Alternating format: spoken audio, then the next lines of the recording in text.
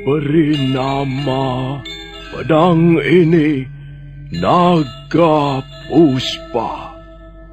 Selamatkan dia. Jangan sampai jatuh ke tangan pendekar berwatak jahat.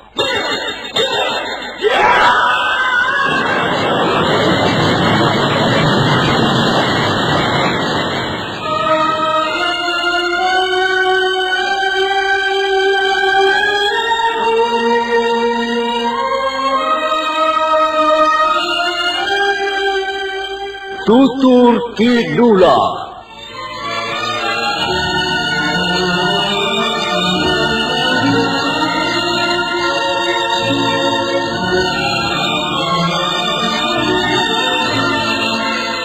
Sebuah sandiwara radio serial, produksi Sanggar Cerita dan Teater Sanggar Prativi. Sebuah kisah dengan latar belakang sejarah runtuhnya Singasari dan berdirinya Kerajaan Majapahit.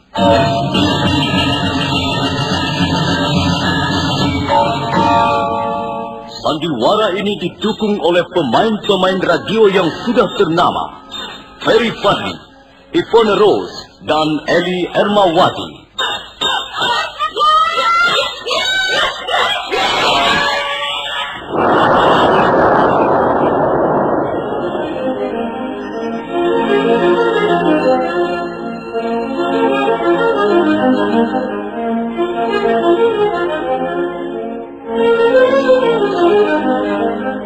Naskah disusun dan diolah oleh S. Tijab, hiasan musik dan sutradara C. Ispriyonoka. Kali ini mengetengahkan episode ke-8 dengan judul Angkara Murka Merajalela.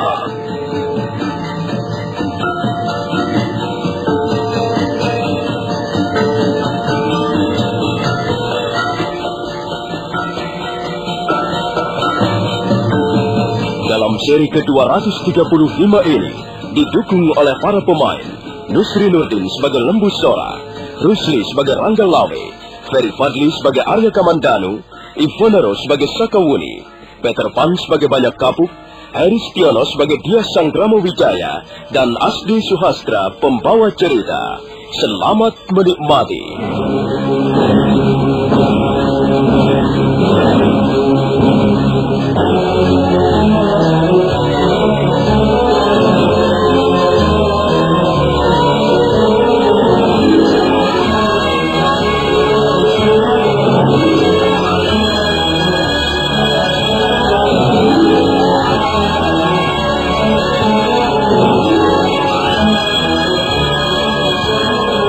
Banyak Kapuk sama sekali tidak mengadakan perlawanan. Tapi nampaknya Sakawuni tidak ambil peduli. Dia terus menghajar Banyak Kapuk dengan tendangan-tendangan dan pukulan. Banyak Kapuk benar-benar dijadikan bulan-bulanan. Kadangkala tubuhnya sampai jungkir balik karena mendapat tendangan yang keras dari Sakawuni. Sementara itu, Arya Kamandanu, Lembu Sora dan Rangga Lawe mengintip dari jarak yang cukup jauh dan tersembunyi. Kasihan ada Banyak Kapuk. Dia terpaksa mengalah demi menuruti keinginan anak kandungnya sendiri. Sakawuni itu benar-benar anak liar. Kalau aku mempunyai anak seperti dia, Paman, akan kupuntir batang hidungnya sampai potes. Masa dia sampai hati menghajar orang tuanya seperti itu?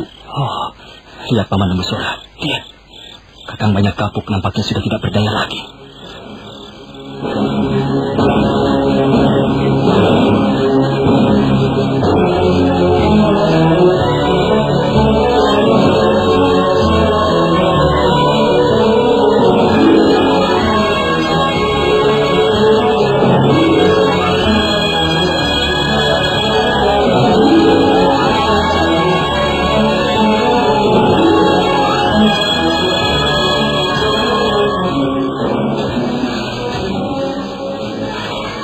Banyak Kapuk, bangun!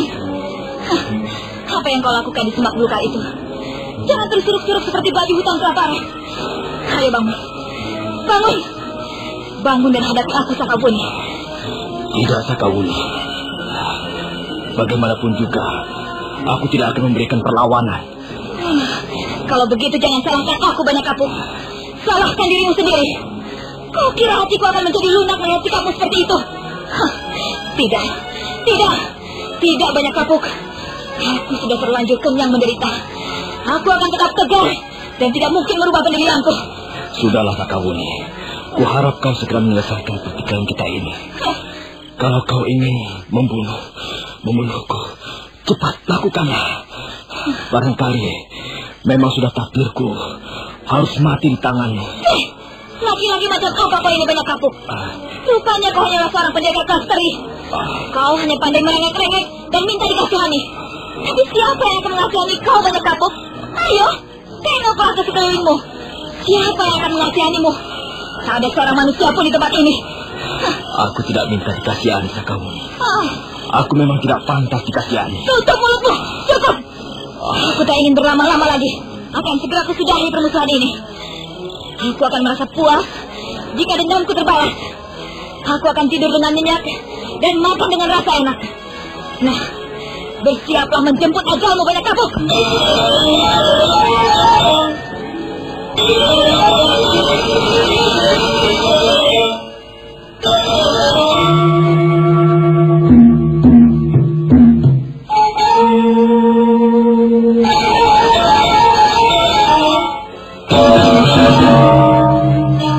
Sakawuni melompat mundur sejauh 3 batang tombak.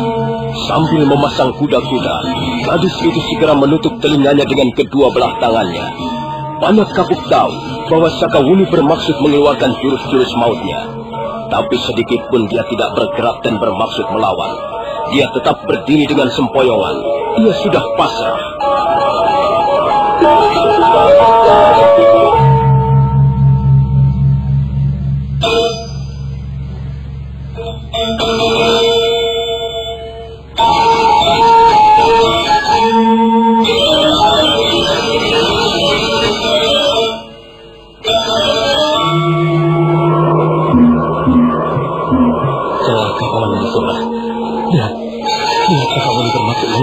Pukulan maut ya. Saya kira sekarang juga kita harus bertindak. Kita membuat persiapan dulu sebelum bertindak. Ranggalawe. Iya, Paman. Kau persiapkan ajian kulit wajahmu. Kemudian carilah tempat yang aman untuk bersembunyi. Ambillah jarak yang tidak terlalu jauh, sehingga kalau memang terpaksa, kau bisa 2 atau 3 kali melompat dan menghadang pukulan maut Sakawuni. Baik, Paman. Sementara kita di sini saja, Kamandano. Biarlah Ranggalawe yang bertindak. Baik, Paman.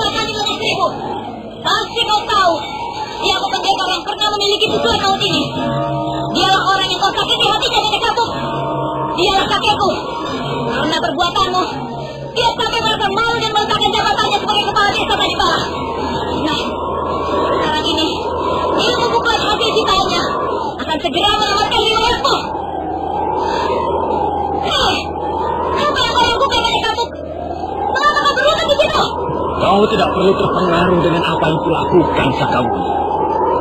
Tetaplah berdiri dengan tegar. Kalau memang meyakini sesuatu, janganlah bergeming ataupun ragu-ragu. Kalau sekarang ini aku berlutut, aku hanya ingin berserah diri. Aku sudah tidak peduli lagi. Terserah apa yang akan terjadi. Manusia hanyalah setitik noda hitam di tengah-tengah bentangan alam semesta yang tiada batasnya.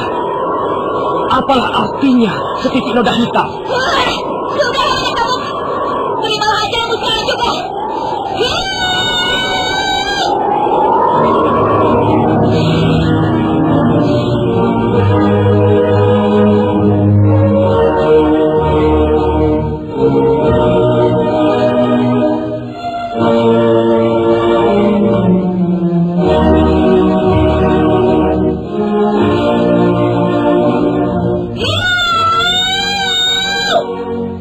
Sakawuni melompat ke depan sambil berteriak lantang.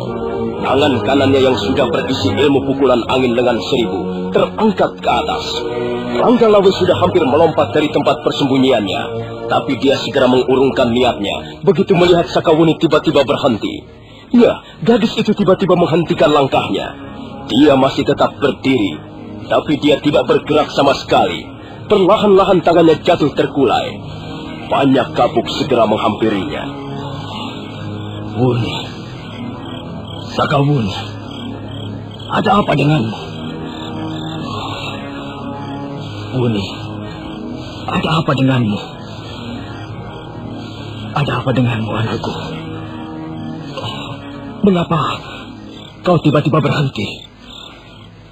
Ada apa, Wuni? Banyak Kapuk melangkah lagi 2 tindak ke depan. Sakawuni masih tetap berdiri dengan tegar. Rambutnya yang panjang berkibaran tertiup angin malam. Tiba-tiba banyak Kapuk terkejut. Dia melihat wajah gadis itu sangat sedih. Dan dia melihat air matanya meleleh membasahi pipinya. Hati banyak Kapuk menjadi runtuh berkeping-keping. Wuni, mengapa kau menangis, anakku? Ayolah, lakukanlah apa yang akan kau lakukan atas diri banyak Kapuk. Banyak Kapuk memang orang yang berdosa, laki-laki yang tidak bertanggung jawab. Dia pantas mati di tanganmu, Wuni. Ayolah, Wuni, janganlah menangis. Berdirilah dengan tegar dan lakukanlah apa yang hendak kau lakukan.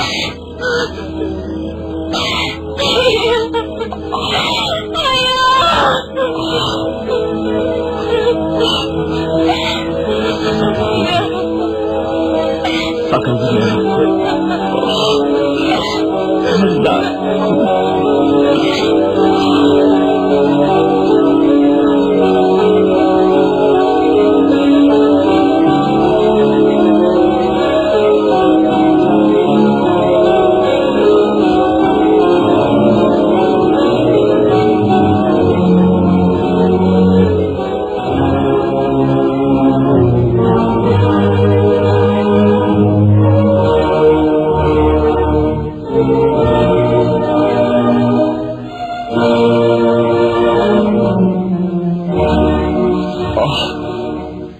Kakang Sora,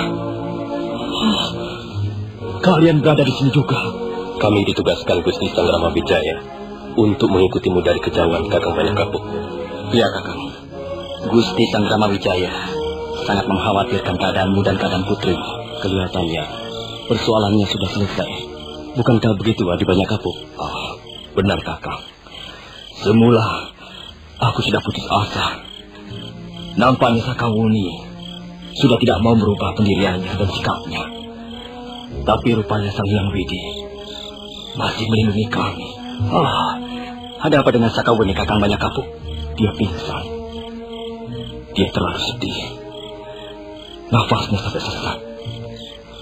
Lalu tiba-tiba saja dia pingsan. Dia akan segera sadar kembali. Dia hanya tidak kuat menahan rasa haru. Ya, syukurlah. Akhirnya kemelut ini pun berlalu. Kami semua ikut merasa lega dan gembira karena persoalanmu dengan putrimu sudah selesai, Adi Banyak Kapuk. Terima kasih, Kakang Ilmu Sora. Marilah kita kembali. Kita bawa Sakawuni bersama-sama ke rumahmu. Nanti setelah dia sadar, ajaklah dia menghadap Gusti Sangrama Wijaya. Jangan, Kakang Ilmu Sora. Biarlah aku yang menggendongnya. Sejak kecil, aku tidak pernah menggendong bocah ini. Baru sekarang, aku mendapat kesempatan. Biarlah aku yang menggendongnya, Kakang Ilmu Sora. Biarlah aku yang menggendong Sakawuni. Ayo, Wuni. Mari ku gendongnya. Berat sekali tubuhmu, Nak. Tentu saja, Kakang. Dia sudah bukan bayi lagi, Kakang. Dia sudah perawan. Iya. Dia sudah menjadi seorang gadis yang manis. Aku benar-benar seorang laki-laki yang tolol dan tidak beruntung. Mengapa baru sekarang aku tahu bahwa sebenarnya aku mempunyai seorang gadis yang begini manis.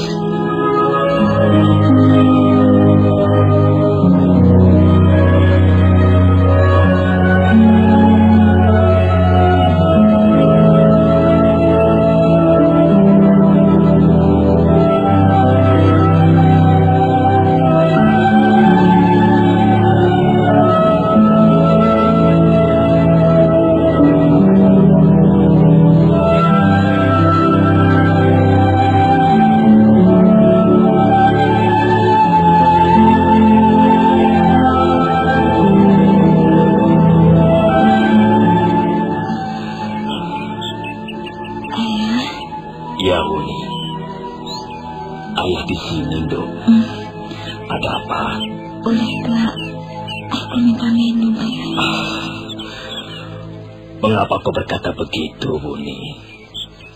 Kau jangan menyakiti hati ayahmu lagi. Tentu saja boleh. Tunggu. Ayah akan menuangkan air yang paling sejuk. Air yang paling jernih. Air yang paling nyaman untukmu. Nah, ini. Minumlah, Buni. Minumlah sepuas-puasmu. Terima kasih, Ayah.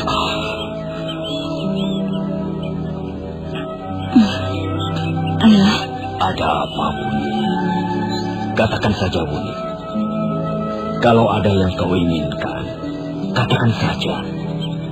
Ayah pasti akan meluluskannya. Apakah Ayah masih menyimpan makanan barang sedikit? Aku lapar sekali, Ayah. Biasanya kalau lapar, perutku suka mual. Kau lapar ya? Setelah semalam bermain-main dengan ayahmu, sekarang kau kelaparan. Rasakan dulu. Ayah, aku benar-benar lapar. Hei. Mau kemana kau? Oh, jangan. Kau tidak perlu turun dari tempat dudukmu ini. Kau tunggu di sini saja. Biar ayah yang akan menyediakan makan untukmu. Kau tunggu di sini saja ya. Jangan kemana-mana. Oh ya, nanti setelah makan dan membersihkan badanmu, kita akan bersama-sama menghadap Gusti Sangramawijaya. Aku takut ya. Nanti Gusti Sangramawijaya marah padaku. Tidak mungkin, Buni. Gusti Sangramawijaya itu orangnya baik sekali. Beliau adalah seorang pemimpin yang berhati emas. Tentu saja, beliau sudah memahami persoalan kita. Justru beliau sangat mengkhawatirkan keadaan kita. Sakawuni, kau tidak perlu takut ya. Sudah, tunggu saja di sini. Ayah akan menyiapkan makanan yang lezat untukmu. Untuk anak ayah tercinta. Untuk Sakawuni yang manis. Ayah suka menggoda.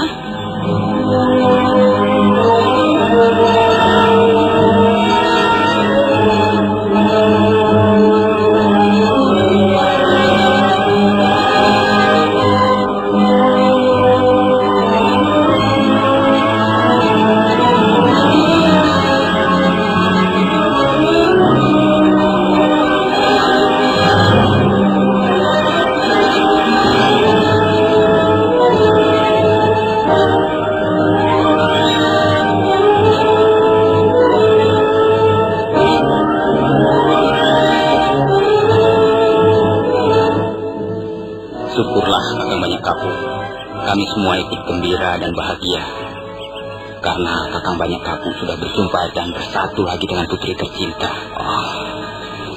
Terima kasih, Gusti Sangramawijaya. Nah, bagaimana Sakawuni? Apa yang kau rasakan sekarang? Kau gembira berjumpa dengan ayahmu? Iya, Gusti. Hamba sangat gembira. Selama ini, hamba tidak pernah merasa mempunyai seorang ayah. Hamba sebenarnya sangat merindukan seorang ayah. Tapi kerinduan hamba tidak pernah terpenuhi. kerinduan hamba selalu berakhir di muara kekecewaan. Itulah sebabnya hamba menaruh dendam. Tapi sebenarnya hamba sangat merindukan kehadiran seorang ayah. Hamba sangat mencintai ayah hamba, Gusti. Apa kau sekarang sudah tidak ingin membunuh ayahmu lagi, Sekawuni? Tidak, Paman Ranggalawe. Ayahku hanya satu. Kalau aku membunuhnya, aku tidak akan mempunyai ayah lagi. Kebetulan sekali, Sekawuni. Kulihat kau mempunyai ilmu kanuragan yang cukup tinggi. Dari mana kau belajar ilmu kanuragan itu? Dari kakek hamba, Gusti. Baiklah. Dengan ilmu kanuragan yang kau miliki, kau bisa berbuat banyak untuk membantu kami.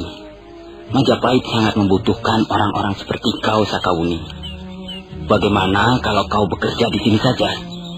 Kau bisa membantu ayahmu melatih olah kanuragan calon-calon prajurit Majapahit, Sakawuni.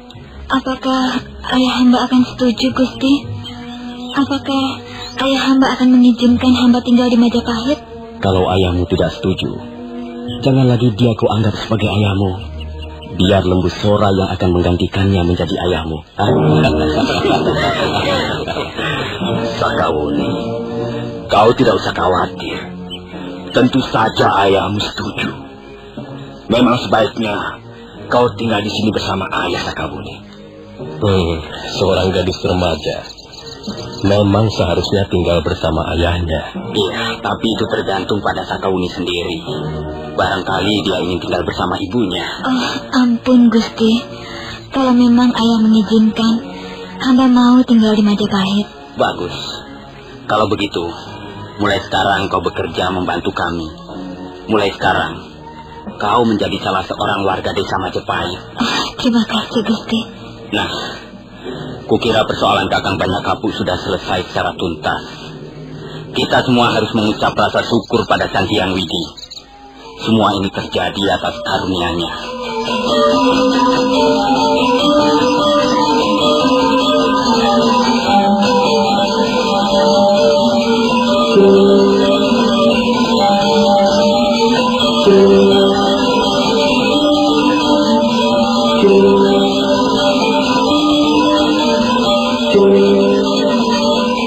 Semua menjadi lega dan gembira karena Banyakapuk dan Sakawuni sudah menyelesaikan persoalannya. Semua juga menjadi terharu setiap kali melihat wajah gadis Tanipala itu. Wajahnya yang manis sekarang bertambah manis. Dia manja sekali di dekat ayah kandungnya. Setiap kali berjalan, dia tidak pernah terlepas memegang tangan ayahnya. Mulai sejak itu, Sakawuni menjadi warga desa Majapahit secara resmi. Dia tinggal di rumah ayahnya, dan dia ditunjuk membantu Banyakapuk melatih ilmu kanuragan calon-calon prajurit Majapahit.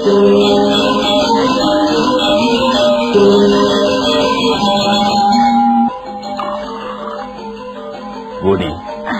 Iya, ayah. Kau kerasan tinggal di desa Majapahit. Saya menyukai desa ini, ayah. Desa ini nampaknya sangat tenang. Warga desanya rukun. Mereka dengan giat bekerja gotong royong membangun desa. Saya lihat mereka tidak terlalu memburu harta, ya. Iya, mereka memang harus bekerja untuk mencukupi kebutuhan hidup mereka sehari-hari. Mereka butuh pangan, butuh sandang, dan butuh sarana-sarana hidup yang lain. Tapi ada sesuatu yang mereka miliki dan yang tidak dimiliki oleh warga desa yang lain. Apa itu, ayah? Mereka memiliki arah hidup yang sudah pasti. Mereka memiliki cita-cita. Dan yang paling penting, mereka memiliki Gusti Sang Ramawijaya. Nampaknya mereka sangat menghormati beliau, ayah. Mereka menghormati beliau karena mereka tahu persis siapa beliau. Gusti Dia Sang Ramawijaya ibarat sebuah obor perjuangan yang menerangi ruangan-ruangan gelap di dalam hati manusia.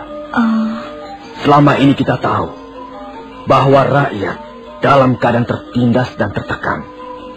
Pemerintah Kediri telah merampas apa yang menjadi hak milik mereka. Karena itu, mereka tidak mampu tumbuh sebagai sebuah pribadi yang utuh. Hati dan pikiran mereka yang gelap membuat semangat mereka menjadi pudar. Kegairahan hidup menjadi lenyap. Mereka bukan hanya menjadi orang-orang menderita, tapi juga menjadi orang-orang miskin jiwa. Tapi kau bisa melihat sekarang dengan mata kepalamu sendiri bagaimana kehidupan warga Pedukuhan Majapahit.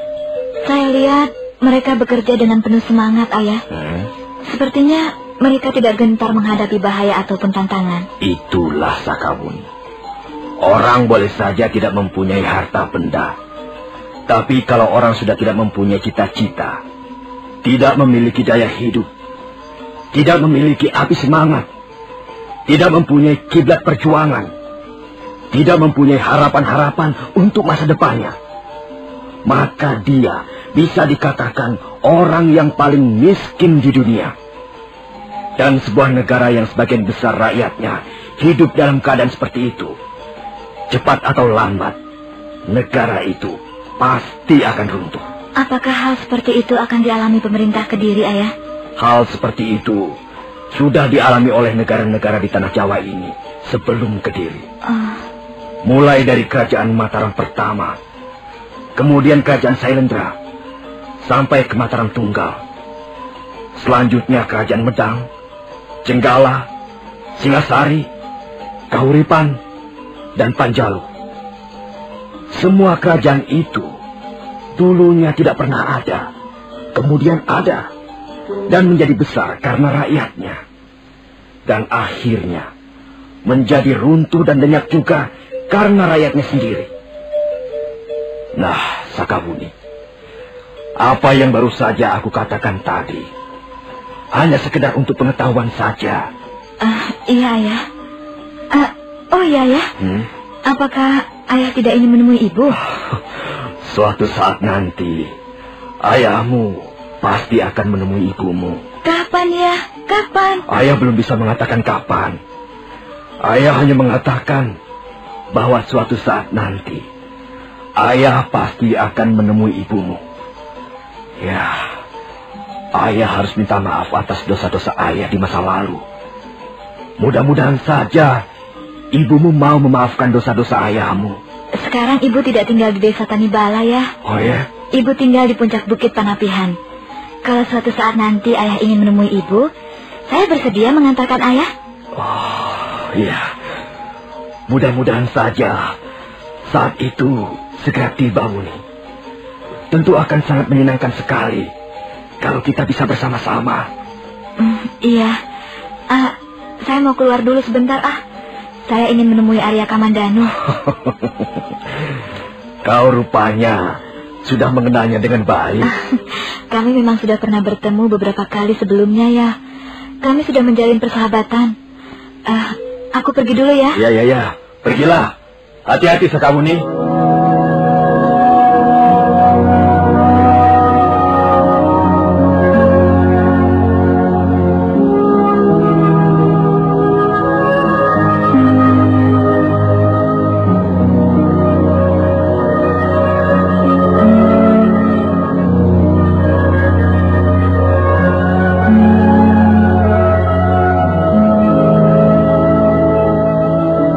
Sakawuni melangkah ke kandang kuda yang terletak di halaman belakang. Dan sebentar kemudian, dia sudah berkuda meninggalkan rumah kediaman Banyak Kabuk. Dia tahu, untuk sementara Arya Kamandanu tinggal bersama Ranggalawe. Sakawuni agak kecewa begitu tahu bahwa Arya Kamandanu tidak ada. Menurut salah seorang abdi Ranggalawe, Arya Kamandanu sejak pagi-pagi sekali sudah pergi ke hutan untuk mencari kayu. Sakawuni segera memacu kudanya, meninggalkan rumah kediaman Ranggalawe.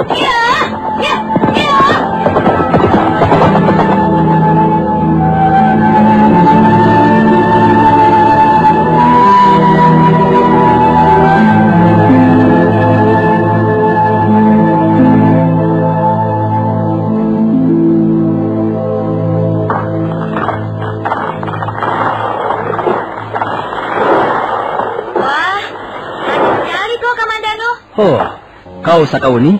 Kau terlalu sibuk menebang kayu, sehingga kau tidak mendengar kehadiranku. Ya, aku masih harus menebang kurang lebih 20 pohon lagi. Untuk apa kayu-kayu hutan ini? Ya, kau tentu tahu, nih. Aku tidak mungkin seterusnya menumpang di rumah Kakang Ranggalawe. Aku bermaksud membangun rumahku sendiri. Oh, Jadi kau ingin membangun sebuah rumah? Kau tidak boleh lupa menyediakan ruangan tidur untuk istrimu. Iya, memang suatu saat nanti aku ingin membawa Mesin, Ayuandira dan Panji Ketawang ke Majapahit. Rasanya tempat ini semakin nyaman untuk dihuni. Rumah-rumah semakin banyak dan penduduknya semakin padat. Kukira tidak sampai 1 tahun desa Majapahit ini sudah akan menjadi sebuah desa yang paling ramai. Kau juga bermaksud tinggal di sini? Mengapa tidak? Aku harus menemani ayahku.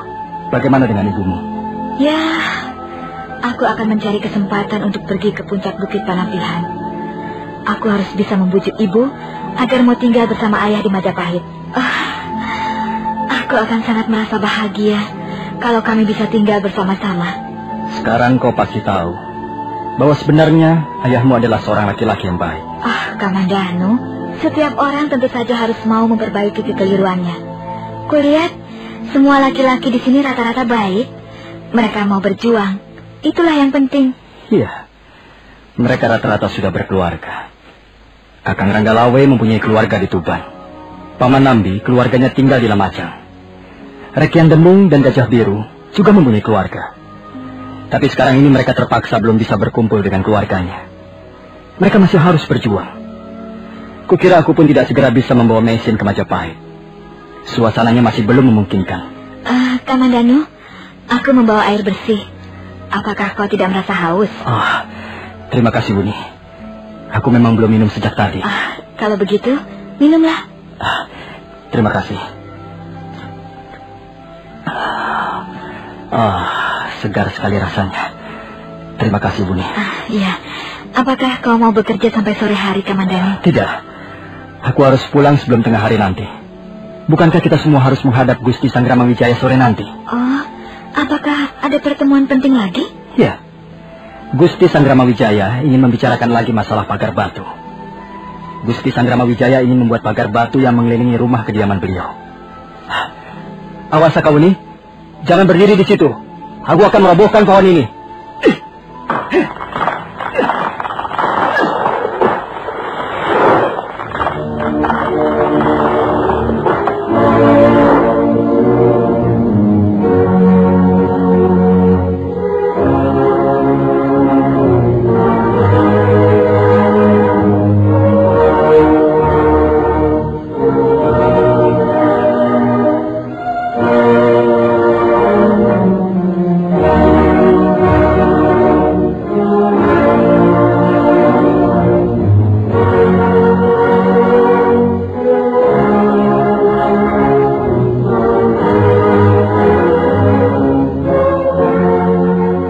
Pagi kembali mekar. Matahari seolah-olah muncul dari permukaan Kali Brantas. Stupa yang terletak di puncak Candi Sorabana dan Candi Tigawangi mulai terang. Mendadak suasana pagi yang masih sunyi itu dikejutkan oleh derap seekor kuda yang dipacu kencang. Seorang prajurit Kediri duduk di atas punggung hewan itu. Dia terus mencambuk dan mencambuk kudanya supaya berlari lebih kencang.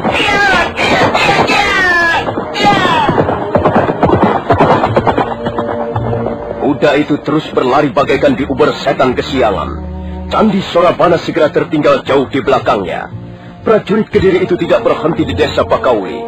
Justru setelah melewati desa Pakauli, prajurit Kediri itu semakin memacu kudanya ke arah timur.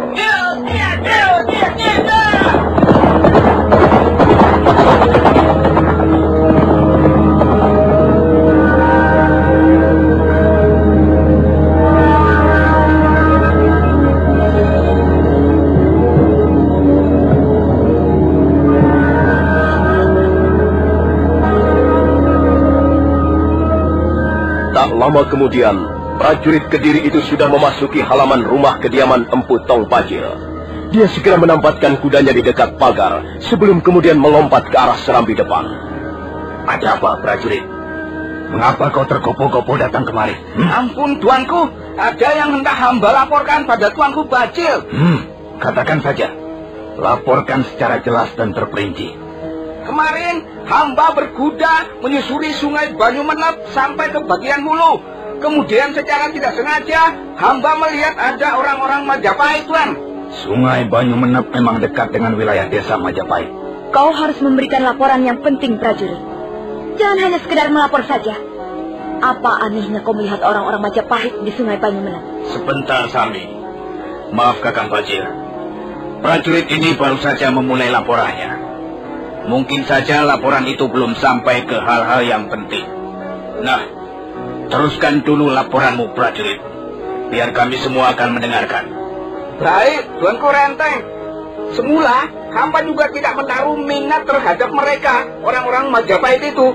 Tapi kemudian, hamba menjadi curiga, Tuanku. Apa yang mereka lakukan di Sungai Banyumenep? Mereka tengah sibuk memunguti batu-batu kali, Tuanku Bajil. Batu kali? Untuk apa mereka memunguti batu-batu kali itu? Hamba juga tidak tahu, Tuanku Dewi Sambi. Hamba hanya melihat mereka dari seberang. Mereka nampak sibuk sekali memunguti batu-batu kali, memasukkannya ke dalam kantong-kantong, kemudian menaikkannya ke atas kuda. Hampir seharian hamba duduk di seberang Sungai Banyumenep, dan mereka terus saja memunguti batu-batu kali. Mungkin jumlahnya sudah ribuan batu kali mereka angkut, entah kemana, Tuanku. Kalau begitu mencurigakan juga apa yang mereka lakukan di Sungai Banyumenep. Bagaimana pendapatmu, Adi Renteng? Iya, kita memang belum bisa memastikan apa yang mereka lakukan, Kakang Bajil. Kalau kita ingin kepastiannya, kita datang saja ke Sungai Banyumenep. Kita tanyakan langsung pada mereka, apa yang akan mereka lakukan dengan memungut batu-batu kali itu. Iya, benar, Sambi. Apakah tidak ada lagi yang perlu kau laporkan, prajurit? Tidak, Tuanku Bajil. Laporan hamba sudah cukup. Mudah-mudahan laporan hamba tidak mengecewakan tuan-tuan sekalian. Kalau begitu pergilah. Kami akan membicarakan soal itu. Baik, Tuanku. Prajurit Kediri itu segera melangkah pergi meninggalkan serambi depan rumah kediaman Empu Tong Bajil. Empu Tong Bajil nampak berpikir keras. Dia mencoba untuk menebak apa kira-kira yang telah dilakukan orang-orang Majapahit dengan mengumpulkan batu-batu kali. Nah, sekarang begini saja. Kita memang harus melihat langsung ke Banyumenep. Tapi kukira kau tidak bisa ikut serta, Sambi. Kau kutugaskan menjaga Jasun Wungkal ini. Biar aku dan Kakang Renteng yang akan melihat ke Banyumenep. Kalau memang kau menganggap begitu lebih baik, aku ikut saja, Kakang Bajil. Bagaimana, Adi Renteng? Kita berangkat sekarang? Apakah Kakang Bajil bermaksud membawa pasukan? Oh, tidak. Tidak usah. Kita pergi berdua saja.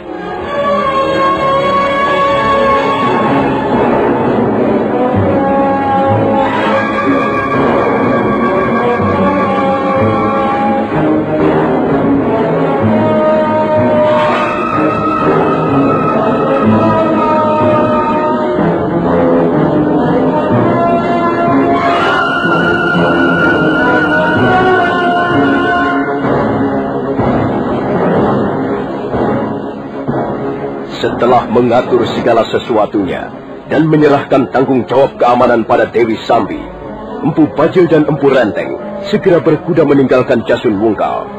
Mereka terus berkuda tanpa berhenti. Menjelang sore hari, mereka sudah bisa melihat puncak Candi Sorabana di kejauhan. Mereka terus berkuda di atas jalanan berbatu, dan tak lama kemudian mereka sudah tiba di tepian Sungai Banyumenep.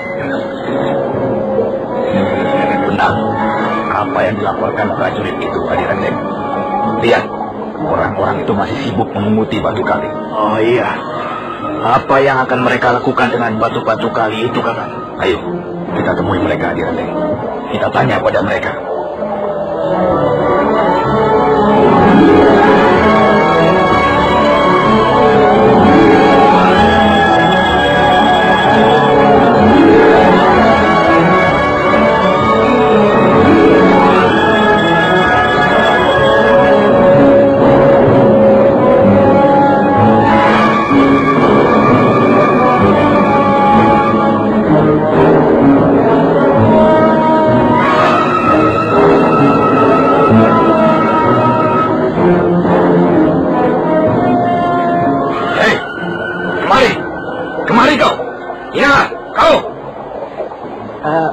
Ada apa, Tuan? Apa yang kalian lakukan di sini? Kami sedang memunguti batu-batu kali, Tuan. Untuk apa batu-batu kali itu kalian pungut? Tidak untuk apa-apa, Tuan. Kalian orang-orang Majapahit, bukan? Iya, Tuan. Benar. Kami orang-orang dari desa Majapahit. Nah, kau harus memberi keterangan yang benar padaku. Aku hanya ingin tahu, untuk apa kalian mengumpulkan batu-batu kali sebanyak ini? Kalian ingin membuat istana baru? Kalian disuruh Sanggrama Wijaya mendirikan istana baru di Pedukuhan Majapahit? Oh, tidak, Tuan. Tidak. Awas, kalau kau berani berdusta, aku akan bertindak kejam. Aku tidak segan-segan membunuh kalian semuanya.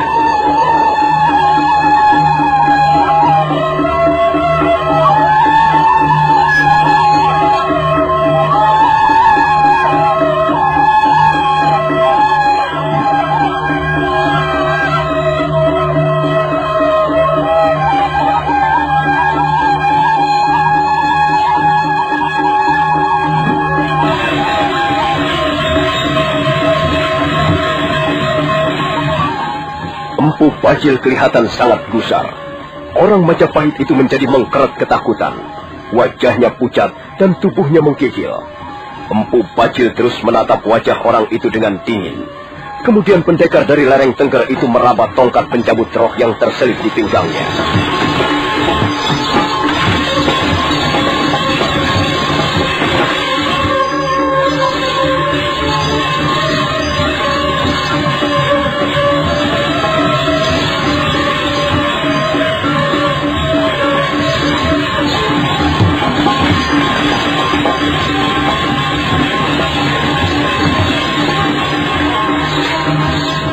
Nah, bagaimanakah kisah selanjutnya? Apakah Empu Bajil akhirnya akan memperoleh keterangan yang